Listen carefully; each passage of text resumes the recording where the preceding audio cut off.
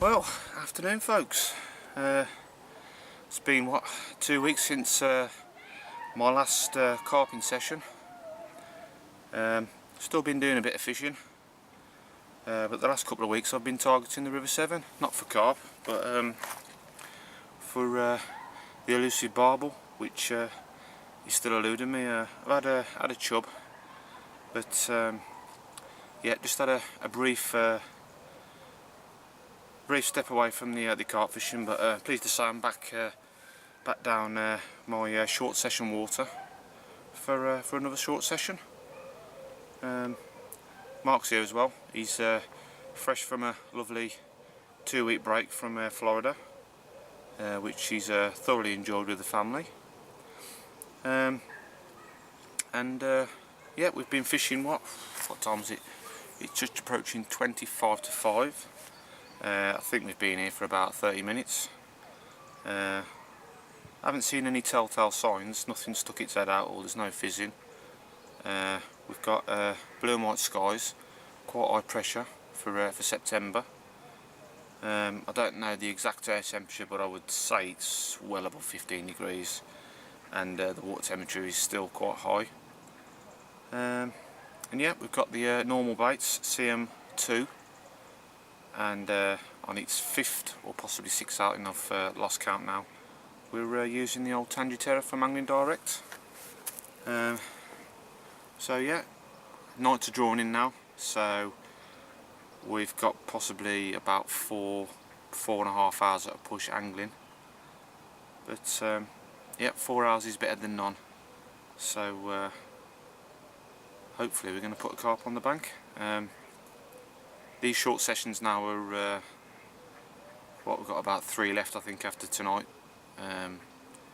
Obviously with the nights drawing in, by the time we leave work and having to pull off at dusk, it's soon not going to be practical for us, but we've got our week to look forward to, the first week in October in France, so hopefully we can get into a few carp and just get our eye back in and, you know, stand ourselves in good stead, hopefully, for our annual trip over the channel and into France. Really looking forward to that. So yeah, that's about it really. Mark's to the left of me, 2 swims down, and yep, it's looking rather carpy out there, and as I say, fingers crossed, hopefully we can put a carp on the bank. So in traditional style, as you know by now, I'm going to now stick on the first brew of the session. Sit back, watch the water, look for signs, and hopefully one of my rods is going to rattle off and I'm going to have something to show you during the duration of this session. So it's nice to be back folks.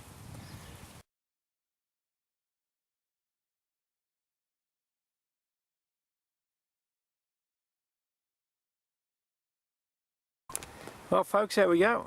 Only been back down here half an hour and he's netted one already. Yeah, lovely. As I was telling you before, just putting the kettle on, kettle boiled. Just going to put the old coffee in and do the rest of it. Left-hander, just like a bit of a chub bite, and then the bottom pulled up tight. And this one ain't the biggest fish in the pond, but what a lovely conditioned fish.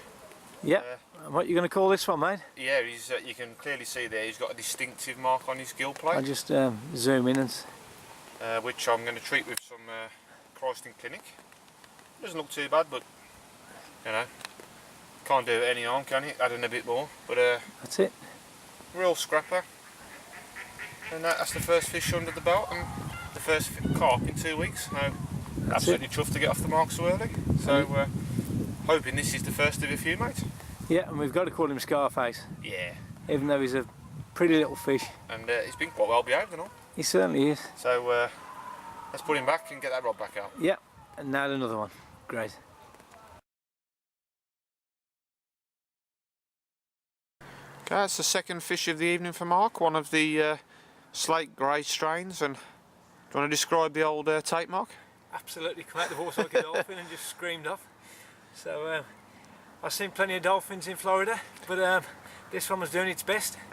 So, yeah. But there aren't many carp over in Florida, so it's great to be back to bag a couple. It is, isn't it? They've only been small. But it's first one was very much similar to the fish you had, probably yeah, it was, around wasn't it? 12-13 pound, beautiful little young fish. But this one's quite, I'd say he's an older fish, a bit more battered really.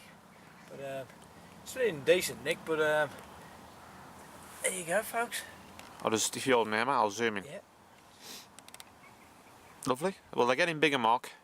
Slightly. I've seen a few bubbles, but Yeah. Nothing like a couple of sessions previous we did before I went away. Yeah. So hopefully they'll coming down, and like you say, they're getting slightly bigger. Hopefully, it's just gone, according to this camera, 20 to 7, so still got a bit of time, mate.